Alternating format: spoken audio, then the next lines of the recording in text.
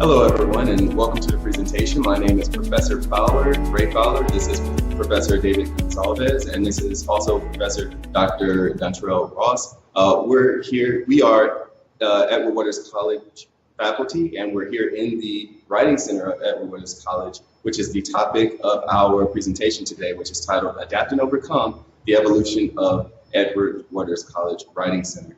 So what we plan on doing today is talking about some of the humble beginnings at the very beginning, how we got the Writing Center started, and then also some of the challenges that we've gone through in that entire process. And then in the end, discussing some of the triumphs and the best practices that we've discovered in actually implementing instruction to the students in the Writing Center. So without any further ado, I'll turn it over to Dr. Ross. Dr. Ross.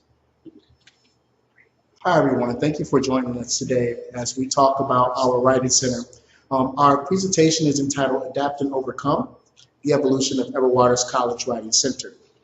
Before I actually go into what our Writing Center is all about, I first want to let you know a little bit about my background here at Edward Waters College. I've been with Edward Waters College since 2014 as English professor, and it has been a delight to be here. Immediately upon arriving here on campus, I was tasked with the responsibility, along with some of my other colleagues who were just hired to teach here, to formulate a new plan for all of our students. And that plan consisted of being able to create our Writing Center. Prior to creating the Writing Center, I just want to talk to you a little bit about the history of our institution. So first and foremost, Edward Waters College, also known to many as EWC, is distinctly Florida's oldest independent institution of higher learning. It was established in 1866. We now are 152 years old, and we have a proud heritage and lineage. And originally, Edward Waters College was established to educate freed slaves. We have continued in that pursuit by educating students who are a part of minority populations and who may come from challenging homes. A couple of quick facts before I get into how our Writing Center came about. During the academic year of 2013 and 2014, Edward Waters College began to put a rigorous plan into place to take the necessary steps to reaffirm our regional accreditation with SAC-COC. If you are part of a school located in the southern region, most of you are familiar that in order to reaffirm, you have to go through a process and a project, and that process was the QEP. The QEP, which is the Quality Enhancement Plan, is a major contribution to our college, and it was a major reason why I, along with my colleagues, was hired for this position. The focus of Edward Waters College QEP is to improve the writing of first-year freshman composition students. And so initially, upon coming on board, all English instructors were made aware that we would be a part of this foundational process to help our students go through the first-year freshman sequence of English courses. Along with that, it wasn't just narrowed down to the students inside of the English class, but also students across the campus at large was also part of this initiative. As we constructed our QEP, we made sure that it was an effort that wasn't just limited to people in the upper levels of the college, but we also made sure that everyone who was a stakeholder in the institution had a say as to what our QEP would be about. And those stakeholder groups included faculty, staff, students, and alumni, and board of trustees and community members. And after a unanimous vote from all of these different people, we determined that our official name for our QEP would be Mighty Right. One of the main elements of the QEP, which is Mighty Right, is to make sure that students are able to take advantage of support services to supplement classroom instruction. There are various support services that we offer here at Edward Waters College, including tutoring in a lab called the FAME Lab. And in addition to that, the main key component of our support services is indeed our Writing Center, which is where we are today inside of it. So initially, when we first started with the Writing Center, we started in year 0. And in year 0, that was a time to sort of figure out what we wanted to do. Going into year 1, we realized that we, as English faculty, we had a great opportunity to create something new. Oftentimes when many of us, I'm sure some of you can attest to this, when you go to a new institution, sometimes there are things that are already set up. And many of us, we were accustomed to going into an institution and they're already having a writing center. However, at this institution, Edward Waters College, there wasn't a writing center. There wasn't really a presence for writing on campus. And so we had the unique opportunity to actually start from the ground and build up. One of the unique things about year one is that the English faculty had the opportunity to seek out the building and also the resources that we would be able to have. One of the limitations was simply that we had limited resources.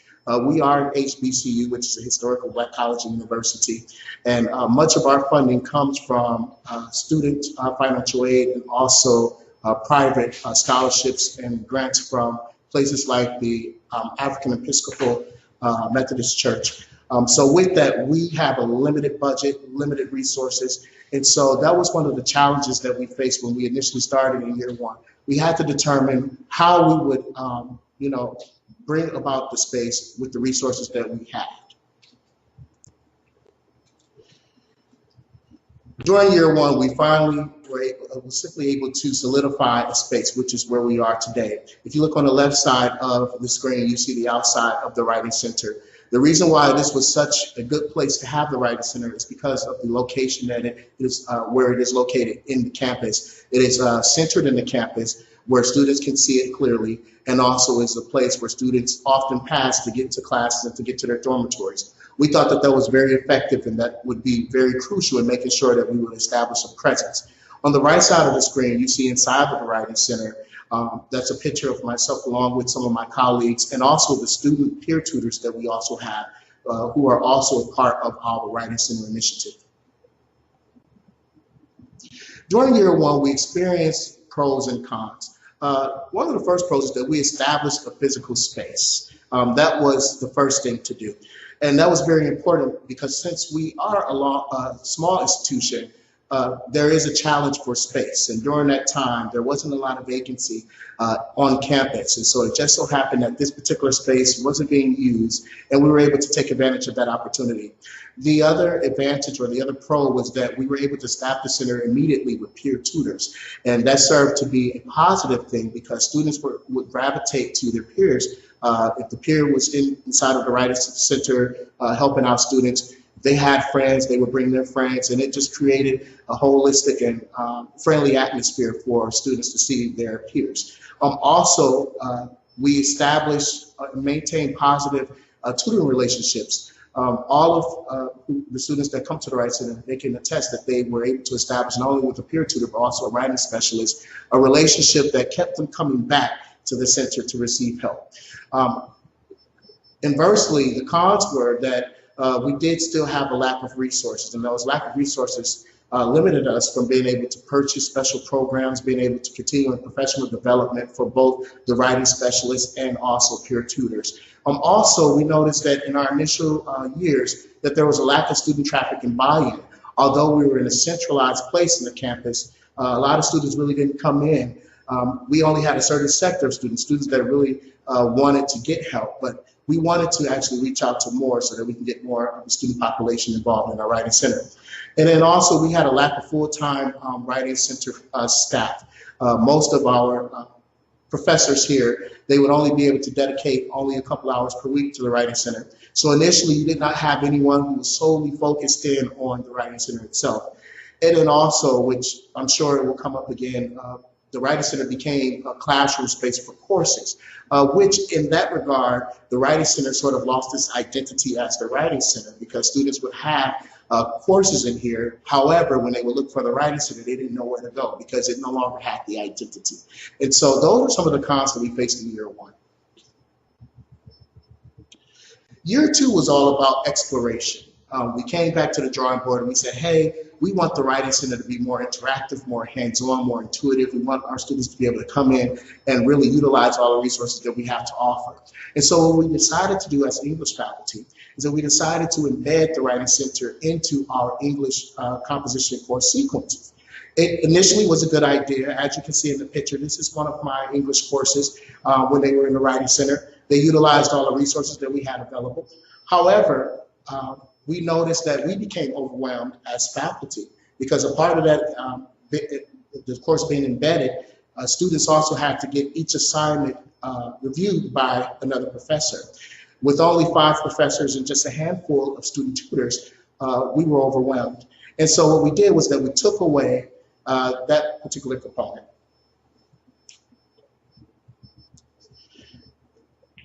And when we took away that particular component, we indeed, after that, from us being understaffed, the English faculty also needed to serve the whole student body as well. So since we were understaffed, since we had to serve the whole student body, we took away those components. Now what happened after that is that most students were encouraged to come to the Writing Center. However, we noticed that there began to be a disengagement into the Writing Center since that they were no longer a part of the course. And so here we are with year 2, where we took away them sort of having an embedded instructional piece, but we still wanted to encourage them to come regardless of if it was in the course or not. To counter this, instructors decided to provide weekly workshops for all composition students. Here is a sample of some of those weekly workshops that we offered. One of them was writing the compare and contrast essay utilizing Marvel DC Way. As you can see, another one, hashtags, likes, and shares using social media in college writing. We really tried to create workshops that students would want to engage in. This was a good endeavor, and indeed we did have some student participation and involvement. However, it still was not the involvement that we had initially hoped for. So in that pursuit, while the workshops were innovative and savvy, the majority of students did not show up. Where did we miss the mark? And that's what we are all about here. We are all about trial and error. What can we do to increase what we want to better our objective? Finally, in year 3 is known to be the year of evolution. After 2 years now, we have a moderate number of students visiting the Writing Center. However, we still want institutional buy-in. In part, the English instructors have determined that it's not enough to just be a support service, but that we also need to make sure that we market what we do to the students and also meet them where they are as far as the needs that they have outside of the Writing Center. Recently, the English instructors, along with a few other campus instructors, have gotten together and have discussed giving the Writing Center a bigger presence on campus. And initially, what we have decided is that it's not enough to just have the Writing Center in the 4 walls of this building, but we also should make sure that the Writing Center is available to students outside of the building, meaning to give us a better online platform, perhaps creating some more digital modalities where they can actually utilize our resources as they're on the go. According to VASQuest 2011, online tutoring may offer important advantages, including the following: access to skilled tutors extended beyond students' geographic location and boundaries, and also online tutoring can be made available to schools both outside and inside school hours. And this is an advantage for us because most of our students, they are student athletes and they are involved in extracurricular activities. As I mentioned, as I'm closing, most of our students, they enjoy their time when they come to the Writing Center. As you can see, these 2 young ladies, it is a very interactive environment. But if we can increase the amount of students that we have who take advantage of this service, then we can truly live up to our fullest potential as the Writing Center. I thank you for your time. And now my colleague, Professor David Gonzalez, will continue on with the challenges of our Writing Center. Thank you. Good afternoon to all my colleagues at the SWCA conference in Richmond, Virginia. I'm sorry we couldn't be there. It was out of our control, so I hope we're bringing our Writing Center live to you guys. I want to thank Dr. Jackson, Dr. Jackson for his part. My name is Professor David Gonzalez. I've had the pleasure of working at Edward Waters College for the past 3 years. And for all the successes that we've had a few challenges in trying to establish a functioning Writing Center. According to Miriam Harris, in her article, The Concept of a Writing Center, 2017, she states, because of the various variations from institution to institution, it does not have a single model to follow or mold by which to shape themselves. As per the Quality Enhancement Plan, or QEP, all English faculty here at Edward Waters College are required to work at least 2 hours in the Writing Center. So what I and my fellow English staff have done is divvy up the month to have all 6 of our office hours working in one day. So for example, Dr. Jackson, Dr. Ross will take the first Friday of the month. I will take the second Friday. Professor Fowler will take the third Friday, and so on, so that we can establish a coherent schedule at least once a day, once a month, for the whole semester. There is an English professor in the Writing Center ready to help the students. So the 6 challenges we face to try to have a functioning Writing Center are: the need to have a supervisor or director, the need to have adequate instructional staffing, the need for a receptionist, the need for the latest state-of-the-art computer equipment and software, the need to maximize utilization of the Writing Center, and the need to promote the Writing Center as a crucial place for students to receive assistance in English and composition. So the first challenge for us is to have a director of the Writing Center. This person has to have the organizational skills and be able to dedicate his or her 100% time to the facility. Be available 5 days a week for all the hours, for all the student hours for the students. Currently, the director that we do have has several other positions on campus. So we as a team take many of his administrative duties in the Writing Center and spread it out among ourselves. The second challenge that we must face is have adequate instructional staffing. According to Ms. Harris, the heart of the Writing Center is the interaction of writer and tutor, and little is needed except to have a little space where they sit together, have plenty of scratch paper, reference materials such as a dictionary, a thesaurus, APA grammar work, because in our facility, all the papers are done according to APA style instead of MLL style like in other colleges. And have materials that are required to assist the students with their various learning exceptionalities, whether they be kinesthetic, auditory, or visual learners. Best practices suggest that the ideal combination of workers of staffing in the Writing Center is a combination of professors, certified tutors, and student volunteers.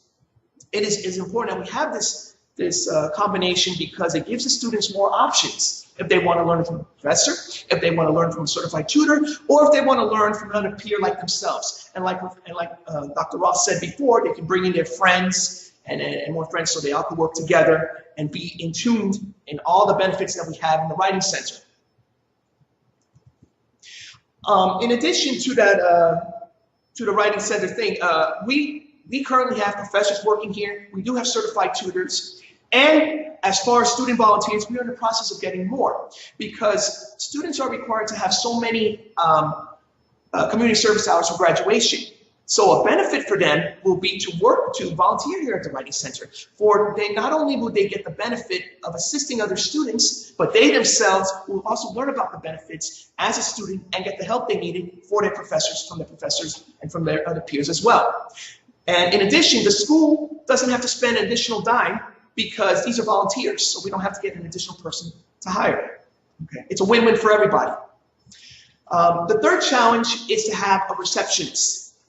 According to Ms. Harris, once again, in order for a functioning Writing Center to succeed, it needs a receptionist to greet incoming students, answer phones, maintain records, and attend the upgrade of equipment. In our situation, we don't have a receptionist to answer any phones or take messages.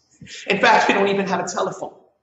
But the point is that we should have somebody, a full presence to let the students know there's someone in the Writing Center during student hours, 5 days a week for them to help. And this particular person will meet the students, assess their needs, and prep the English professors in telling us what we need to do to help assist them in their paper, what kind of learner they are, and so on. Currently, our writing director has an online appointment schedule where the student can go online, select a particular professor, this is the time they need, and this is the date. And our director will email it to us to see if we're able to meet them. If we are, we correspond with the student and then meet with them and help them with their paper. If we are unable to meet their time, then the next professor will step up to plate and fill in. Our third challenge, our next challenge is having the latest state-of-the-art equipment and computer software for our students. The best software that we use to assess our students and helping them write their papers could be MindTap and Apply and even Plato, require the latest software and a high internet speed. The ThinkPads that the students use here in the Writing Center, some of them malfunction due to a lack of program compatibility. So when this occurs, we have to get creative in bringing other resources from the outside to supplement our classes. Further, our IT staff is overworked and undermanned, but we make the most of it because we have a great team, and yet we're still able to function as a writing center. Our fifth challenge is to maximize the utilization of the Writing Center. The Writing Center should be used by individual students needing to get help with their papers, or classes that need the resources, such as the English classes or even math classes that need to use the computers to supplement their classes. But we all know sometimes it occurs when there's a lack of room space.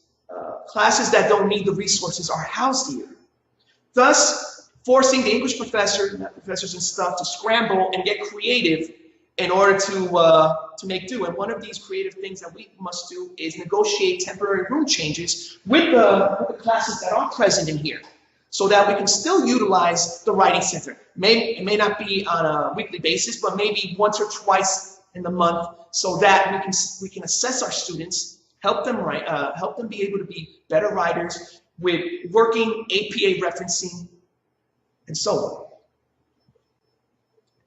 Our sixth and final challenge is to promote the Writing Center.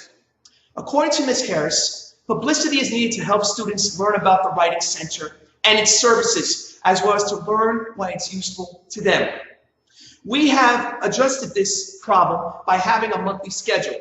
I did say in the beginning of our presentation, we pick I think one Friday of every month, that each of the English professors do all 6 of our writing service hours in the writing lab. But of course, it doesn't have to be Friday. It could be a Monday or Wednesday or Tuesday, whatever. But just to let everyone know, there is someone once a month, 1 day a week in the Writing Center to help. So we have that scheduled there. We also let our colleagues know that when we're there, so they can tell their students that someone is in there. Third, and like Dr. Ross had said before, we have created several workshops to have the students come to the Writing Center and learn about the benefits of using them, and also to learn about writing, like we said before, about the compare and contrast using the Marvel versus DC. I came up with that one, so. And further, like Dr. Ross said, we must advertise these. We have to do a better job at advertising this using the social network, because a lot of these students today, they're always on their smartphones, with Instagram, Facebook, and stuff. So we have to learn to adapt. And in doing so, we want to promote these things not only in the email, not on the student board, in their various housing places when they stay in their dorms, but also on our EWC webbook page, and maybe on Instagram and other social media outlets. The Writing Center is not just a building, it's the fiery spirit in each and every one of us. We, as a team, as an English department, have done a magnificent job trying to establish this fact. We work countless hours before class, after class, during our lunchtime, even on days off, to try to help our students. And we have risen like a phoenix from the ash, and have done a magnificent job in trying to establish a functioning Writing Center and still help our students adequately become better writers, better communicators, better communicators of the community, and one place, the Writing Center. Thank you. And right now we're going to have Professor Fowler talk about the techniques that we use on an individual basis when we tutor, best practices. Thank you again. Hello, everyone. My name is Professor Fowler. So we've heard from Dr. Ross talk about the beginning of the Writing Center and how we from the very beginning began to find ways to actually get the Writing Center off the ground. And then we've heard from Professor Gonzalez talk about some of the challenges that we face. Now at this point, I'd like to discuss what we actually do within the Writing Center itself. Some of the things, some of the best practices that we've found really help as we instruct the students here. All right, so we're going to be covering 6 main things. The first is to be clear on what the assignment requires. Then we're going to be talking about how to find out where the student is in regards to completion of the assignment. And then we'll talk about giving compliments, connecting the student, and being authentic, which is really important during your entire interaction. And then finally, using peer influence as a motivation tool. So let's go ahead and get started.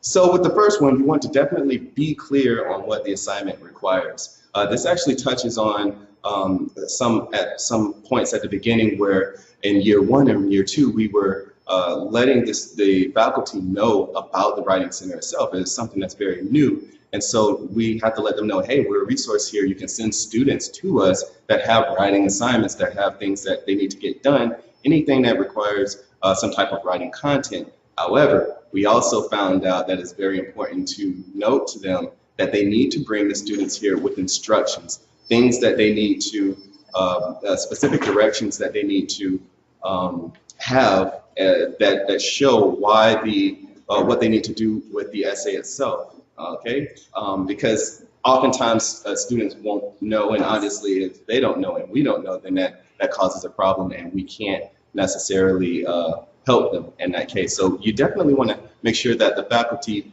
has some type of either a handout or something that specifies what the essay requires. And of course, there's going to be times even with that, there's students that show up that still don't know what they need to do, and sometimes they'll I don't know, maybe assume that we're telepathic or clairvoyant or whatnot and knows what their essay's about. You know, you may ask them and say, hey, what are you writing about? And say, yeah, I'm not sure. Okay, so obviously that student's going to need to find that information out. So you'll need to redirect them to their directions of the essay so you guys can work on it together. All right, so the second thing, you want to find out where the student is in regards to completing the essay itself. Now, the students are going to be, they're going to be at varying places. Some of them are actually going to be almost done, just maybe needing to polish up everything. And then there's going to be some that are in the brainstorming phase. So you get the spectrum, and you have to find out where the student is on that spectrum. Now, as you do that, it will also give you an opportunity to gauge and assess the student's abilities, so you'll know how to instruct that student, okay? Yeah, it allows you to see how much they know and get a sense of how much help they're gonna need.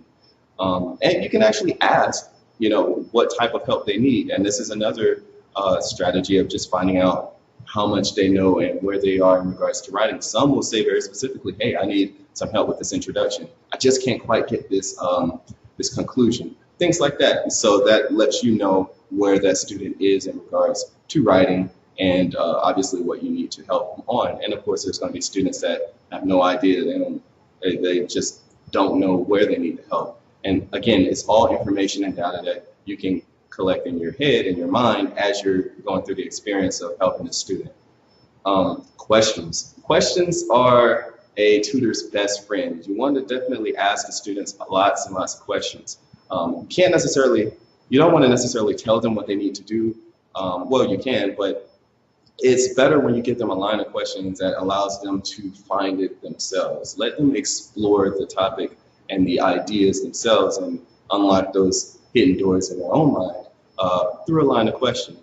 So just you want to use the questioning to direct them in a certain area, and then they can discover it themselves. And it's definitely very effective, particularly when you're talking about anything that involves creativity, particularly writing. So you definitely want to use questions. And even sometimes they can answer their own questions. If you ask them, hey, okay, so we're going to start this essay. How do you think we should start, or where do you think we should start? Well, maybe we start in the introduction. Well, that's a good idea. Maybe we'll start with this thesis statement. How would you start this thesis statement? And then the students may be able to actually work their way through the questioning process that we just mentioned to answering it themselves. And this is very, very useful. And there will be students that won't have any idea, but again, it all just lends to the information of where you need to meet the student in regards to getting this assignment done. So the first two points that I mentioned actually are more about the academic interaction with the student. And now I'm going to, the next few points are going to really talk about engaging the student as a person, as a human being, which I think is a key component and sometimes lost within the academics of everything. I think it's a key component in actually getting the most out of a tutoring session. So you definitely want to make sure that you think of the student as a student and not just a number, things like that, okay? Because it can certainly help the entire session that you're going to be involved with. And one of the first things you can do, easiest things that you can do, is just give a compliment. Give a compliment when available. When a student comes to a writing center or the writing center or any writing center, oftentimes they might not be in the best mindset. They know they're going to a place where they're going to get criticized on their writing. A lot of students may not feel their writing is up to par, and they may have some issues with that. And so they're kind of stepping into a space initially when they first come, where they know they're going to get, essentially, people are going to tell them how wrong they are at something, and they're kind of bracing themselves for that. So they're in this negative mind space that you want to break up that pattern. You want to break up that negative pattern with something like a compliment, as easy as a compliment. And it could be something as simple as, hey, I like the topic you chose. You know, I probably would have chosen that topic too if I was, in school. And things like that. Or, hey, that's a really nice shirt you have on. That's great. Something positive, something nice. Get them into a positive mind space before you even start your session. Okay, and that's key, because it's really about breaking down these walls. Students have walls up, for various reasons. And if you can get through those, the student will absolutely be more receptive. As Tomlinson states, teachers build trust through the accumulation of small positive exchanges with individual students. And this is a small positive exchange that can absolutely have a huge impact on the next 30 minutes, the next hour, however long that you're going to be with that student. So feel free to definitely give a compliment. Break up that negative pattern. So now, after you've given a compliment, or in the process of giving a compliment, you're actually connecting with the student, and you want to connect with the student whenever possible, as Edward states here. So you want to find a common interest with the students. The student is, again, they could be in this negative mind space. You've already complimented them. From there, you want to actually connect with them on a certain type of level, okay? One of the great things about working at an HBCU, and I've actually gone to an HBCU and have worked at an HBCU, so I have both, the experience of both. And one of the things, the commonalities of it all is this family atmosphere, the feeling of being connected, the feeling of belonging to something. And that's something that we try to bring into the Writing Center, into this space. And it's a very central part of the success, I believe, of the Writing Center. And it's not necessarily something that can be quantified within numbers or data, but you definitely get a good sense of it here, and you can see the light in the student's eyes, and you can feel the progress as a student feels more and more comfortable. Again, it's breaking down those walls. And so connecting with the student, finding that common interest, anything that you're interested in is a great way to do that. I use what's called strategic digressions. It's essentially moving off of topic, but for the purpose of connecting with the student. You don't necessarily want to stay there forever, but it does serve a purpose. The more that you can connect with that student, again, the more those walls come down. So it works for a purpose. Essentially, you want to leave the student with a sense of belonging, a sense of being connected with someone. So they're likely to come back, and they will come back. A lot of these students are away from home, and so if you can connect with them on some level and make them feel welcome and make them feel at home, they're going to want to come back, if nothing else, just to see you.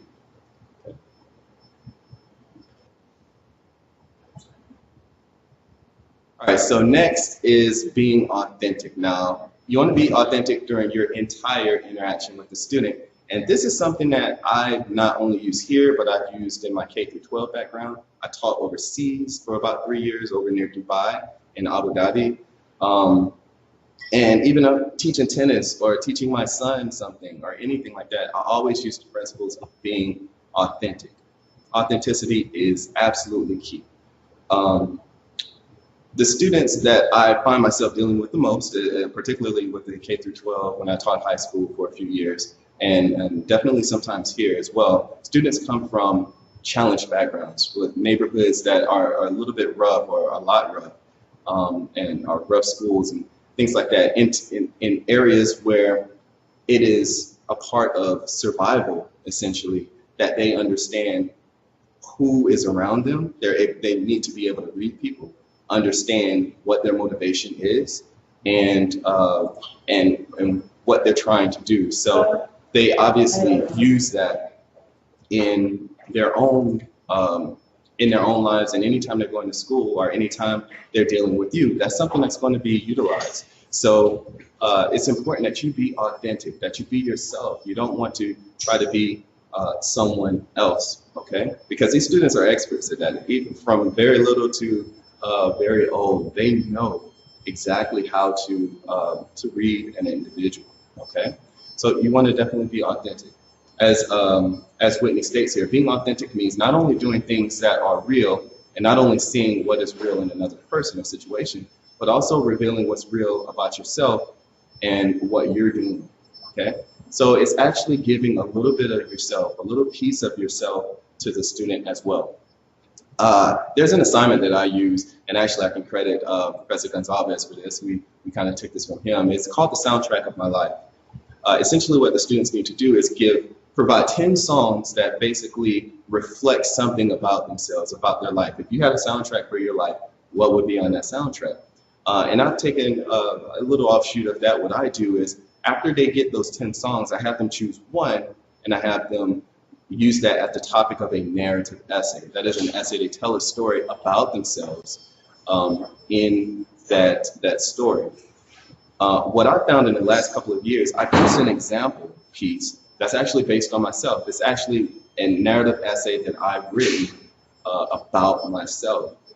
It involves basically me as a 14-year-old kid talking with my mother and making my mother cry, and us kind of battling it out, having arguments and things like that. But in the end, we do make up, and all is well.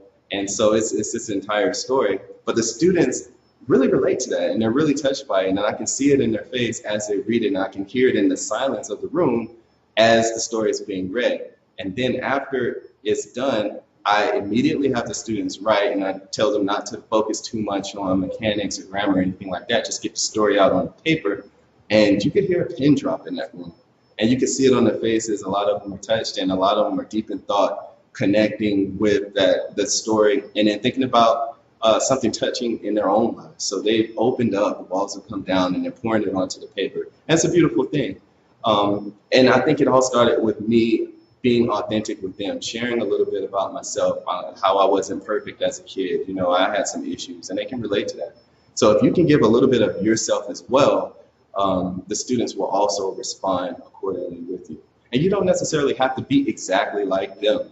You don't have to have the exact same background that they have.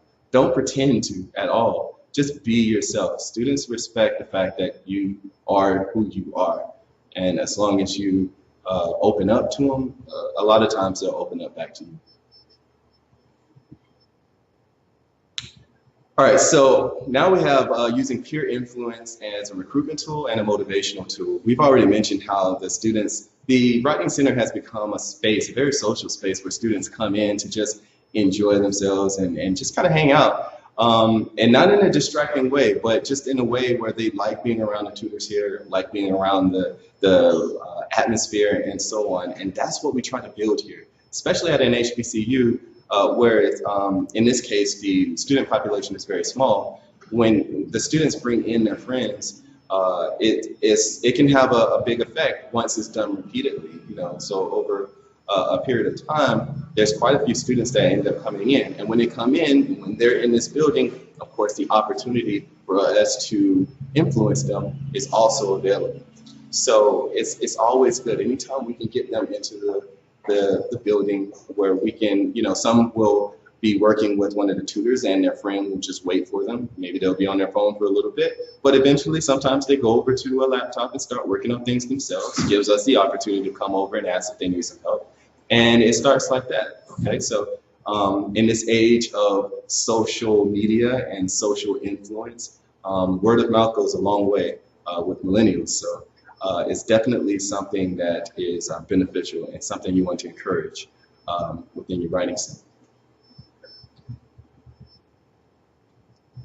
And that concludes our presentation, and I'd like to thank you for listening, and thank you also for Professor Gonzalez and Dr. Ross here, and we appreciate you guys for watching this, and we hope to see you in the future, and thank you very much. Take care. Thank you. Bye-bye.